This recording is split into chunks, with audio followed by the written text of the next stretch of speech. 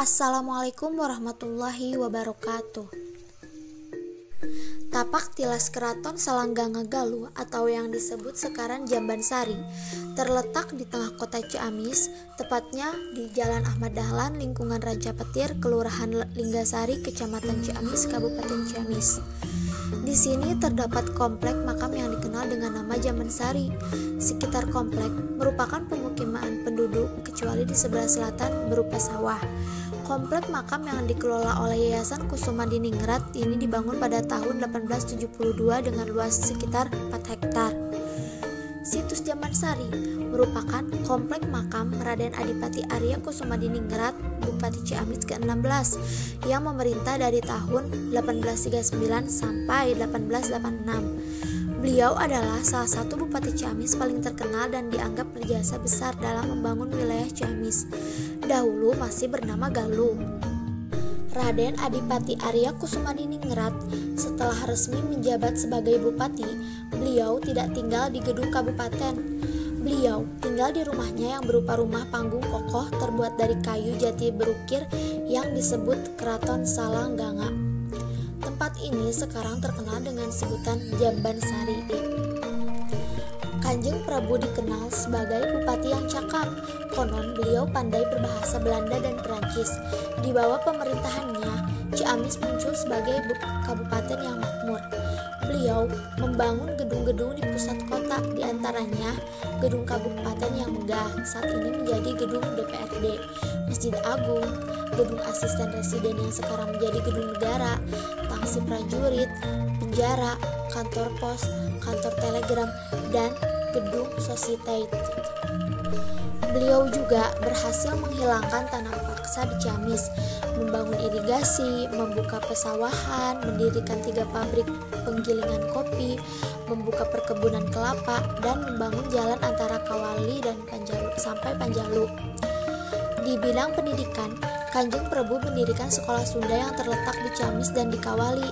Atas jasa-jasanya, beliau diberi gelar Kanjeng Prabu.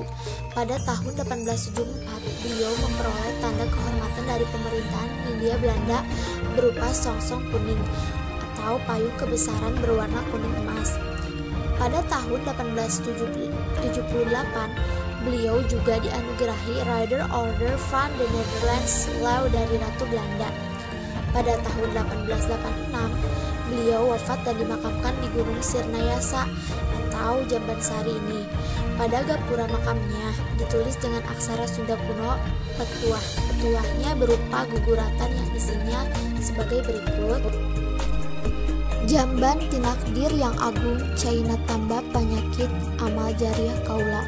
Bupati Galuh Ciamis Arya Kusuma Diningrat medal emas payung kuning. Kondisi situs Jambansari pada saat ini, komplek ini dikelilingi pagar tembok setinggi 2 meter. Pintu gerbang untuk masuk ke komplek berada di sisi timur dengan bentuk bangunan seperti telur dan harus melewati tangga trap untuk masuk ke sana. Di tengah komplek makam terdapat bangunan cungkup yang terbuat dari kayu jati dengan atap berbentuk limas. Disinilah makam Kanjeng Prabu berada. Di sekelilingi pemakaman terdapat beberapa makam kerabat dan para keturunan Prabu. Di dalam kompleks juga terdapat bangunan tempat penyimpanan benda-benda purbakala seperti yoni, lingga, menhir, patung, Ganesha, goong, keris, keramik, dan lain-lain. Selain di dalam bangunan, benda-benda pusaka juga ada yang dikumpulkan di rimbunan pohon waregu di samping bangunan. Total seluruh arca yang ada di kompleks tersebut adalah 13 buah. Karena tempat penyimpanan sedang direnovasi, jadi benda-benda purbakala tersebut tidak bisa dilihat atau dikunjungi terlebih dahulu. Menurut keterangan juru kunci makam, arca-arca yang terdapat di lokasi ini dikumpulkan oleh Kanjeng Prabu. Pengumpulan dilakukan dalam rangka dakwah agama Islam.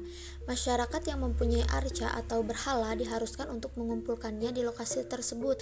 Arca-arca yang terdapat di lokasi ini diantaranya berbentuk arca megalitik, arca tipe pajajaran, nandi, Ganesha, dan lingga. Selain itu, di lokasi ini juga terdapat lumpang batu dan lapik arca. Tapak tilas keraton Salangganga ini merupakan bukti jejak kebesaran Raden Adipati Arya Kusumadiningrat dalam memimpin Ciamis dan pola islamisasi yang dilaksanakan oleh beliau, khususnya bagaimana Raden Adipati Arya Kusumadiningrat yang menyikapi keyakinan masyarakat yang berbeda pada saat itu.